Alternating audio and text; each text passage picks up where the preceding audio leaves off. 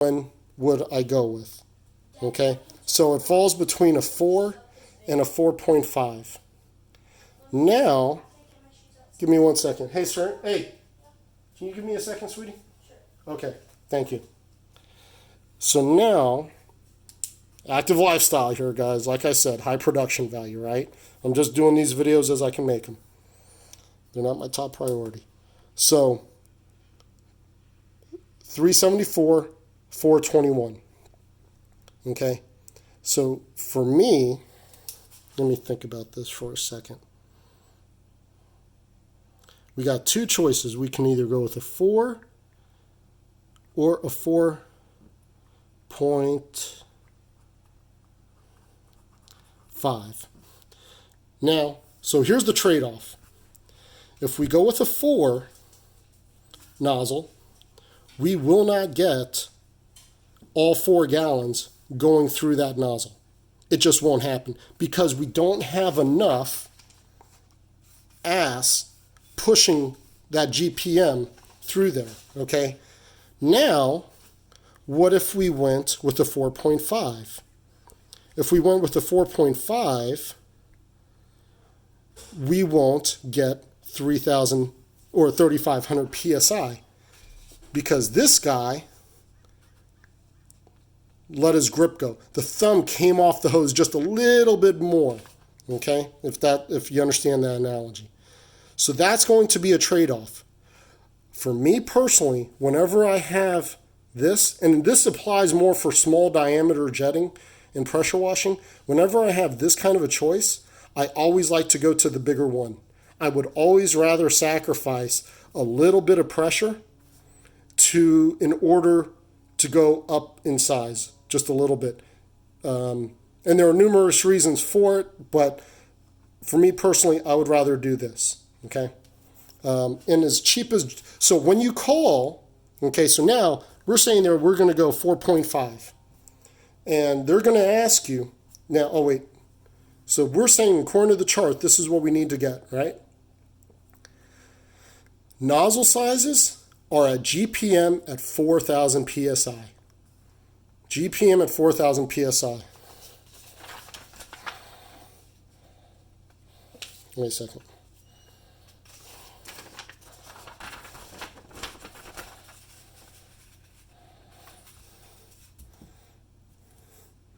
Two. You see the pattern? I think someone messed up on that one. You see the pattern though? Okay.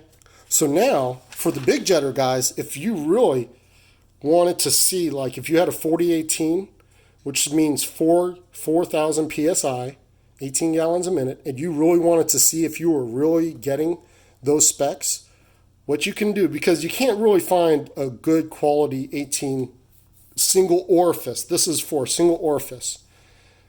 So what you would do is you would say, I want to get 3 number 6s, okay?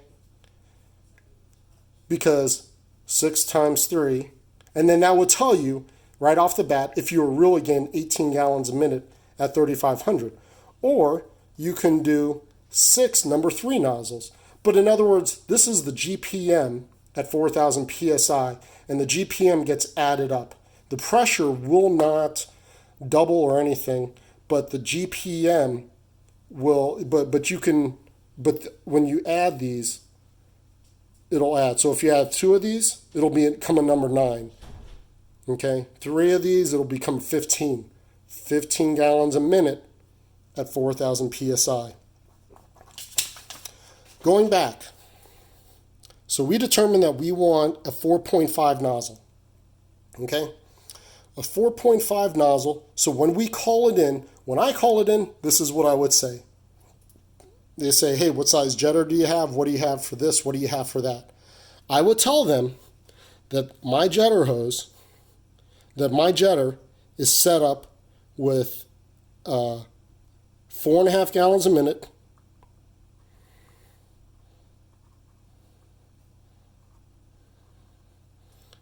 4.5 GPM at 4,000 PSI. That's what I would tell them because I want a 4.5 nozzle. I want something that will do 4.5 gallons a minute at 4,000 psi. Remember the previous example? We're only doing 3,500 psi. That's it. So the thumb is getting let loose. The nozzle size is being made bigger. Okay? So we'll do another example right now.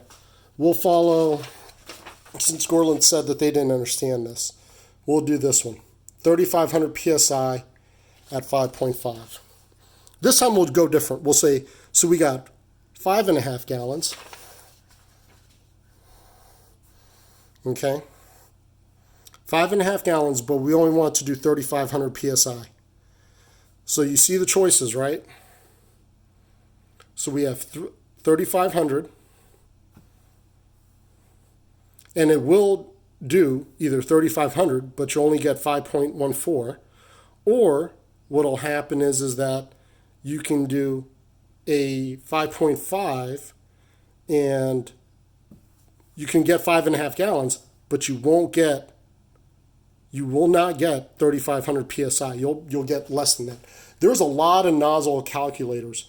Stone Age, the Warthog, has a outstanding nozzle calculator. I encourage you to look at their website, look at their mobile app, and you could see it.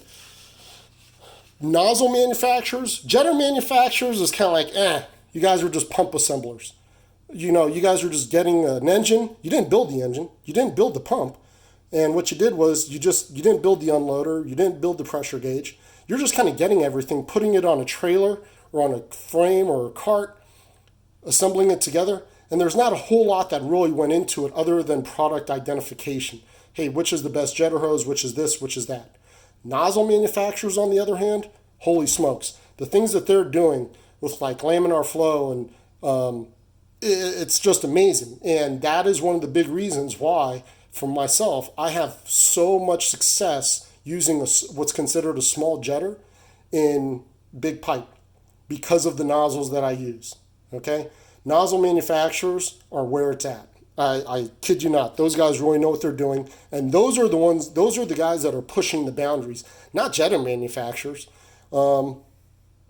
Anyway, so you guys could tell. If you're still following me, I appreciate that, but I know I go off on my rants. So what I would say is that for me, I would always want to upsize. Okay? So I would rather have a 5.5 nozzle. Okay?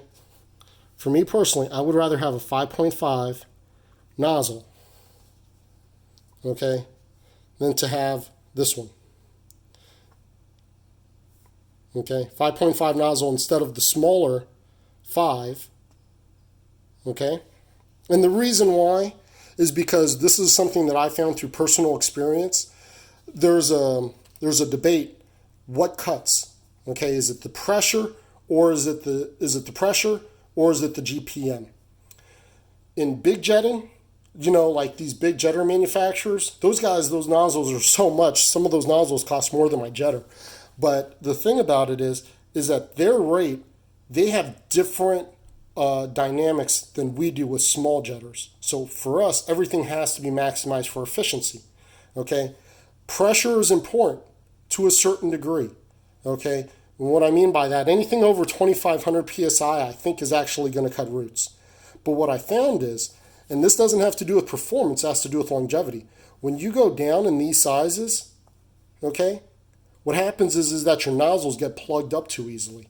And any little bit of grit or scale or anything, what happens is it goes into the nozzle and it plugs it up. And I've just gotten so much better success, and that's, I guess, my tip for today, my freebie, I'll tell you. I've had so much better success by simply upsizing just one nozzle size. If there's a choice, if I'm not landing on the exact one, I'll upsize it just a little bit.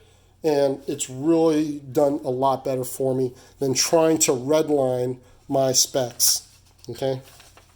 Speaking of which, okay, when I talked to you and I said, hey, pumps and everything like that, the pumps, what they are doing is they are, pumps are, they create the flow, and then what happens is, but it's at a given RPM. If you go over the RPM through gear reduction or pulleys, which is essentially the same thing, you can increase